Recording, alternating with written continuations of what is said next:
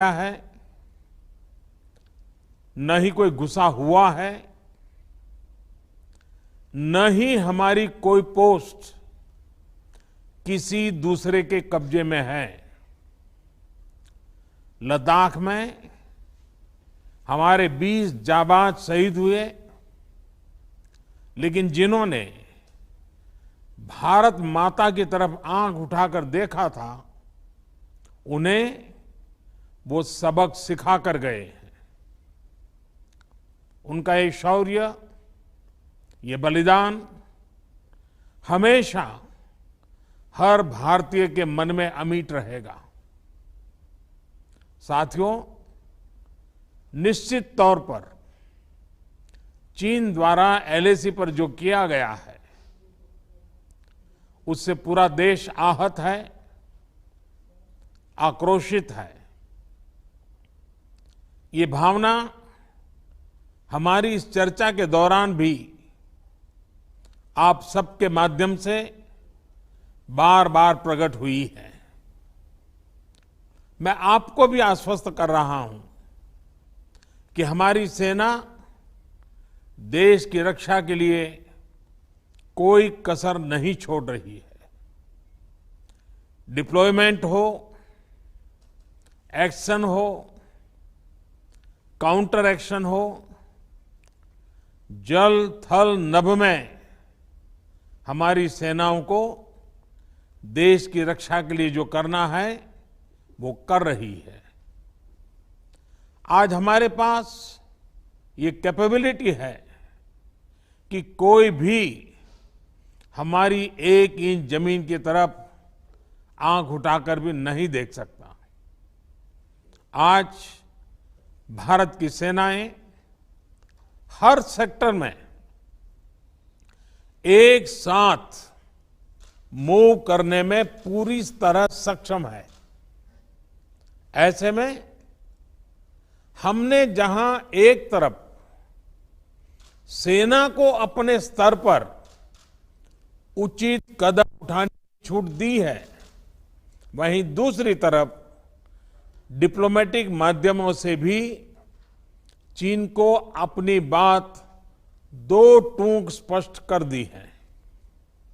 Bharat piece और friendship चाहता है, लेकिन अपनी सॉवरेनिटी की रक्षा हमारे लिए सर्वोपरि है। और आप सबने भी इसी भाव को प्रकट किया है। साथियों, बीते 5 वर्षों में देश ने अपनी सीमाओं को सुरक्षित करने के लिए बॉर्डर एरिया में इंफ्रास्ट्रक्चर डेवलपमेंट को प्राथमिकता दी है। हमारी सेनाओं की दूसरी आवश्यकताओं जैसे फाइटर प्लेन्स, आधुनिक हेलीकॉप्टर, मिसाइल डिफेंस सिस्टम आदि पर भी हमने बहुत बल दिया है। नए बने हुए इंफ्रास्ट्रक्चर की वजह से खासकर एलएसी में अब हमारी पेट्रोलिंग की कैपेसिटी भी बढ़ गई है। पेट्रोलिंग बढ़ने की वजह से अब सतर्कता बढ़ी है और एलएसी पर हो रही गतिविधियों के बारे में भी समय पर पता चल रहा है। जिन क्षेत्रों पर पहले बहुत नजर नहीं रहती थी, अब वहां भी हमारे जवान अच्छी तरह से मॉनिटर कर पा रहे हैं, रिस्पॉन्ड भी कर पा रहे हैं। अब तक जिनको कोई पूछता नहीं था, कोई रोकता टोकता नहीं था, अब हमारे जवान डगर डगर पर उन्हें रोकते हैं, उन्हें टोकते हैं। बेहतर हो रहे इंफ्रास्ट्रक्चर से एक मदद ये भी मिली है कि हमारे जवान जो उस कठिन परिस्थिति में वहां तैनात रहते हैं, उन्हें साजो सामान पहुंचाने में आसानी हुई है।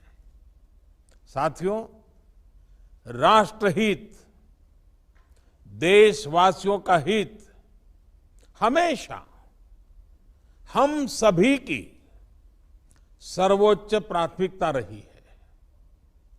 चाहे ट्रेड हो, कनेक्टिविटी हो,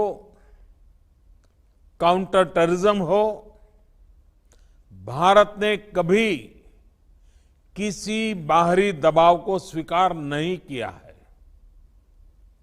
राष्ट्रीय सुरक्षा के लिए जो भी जरूरी कार्य है, जो भी जरूरी इंफ्रास्ट्रक्चर का निर्माण है, उसे इसी तरह तेज गति से आगे भी किया जाता रहेगा।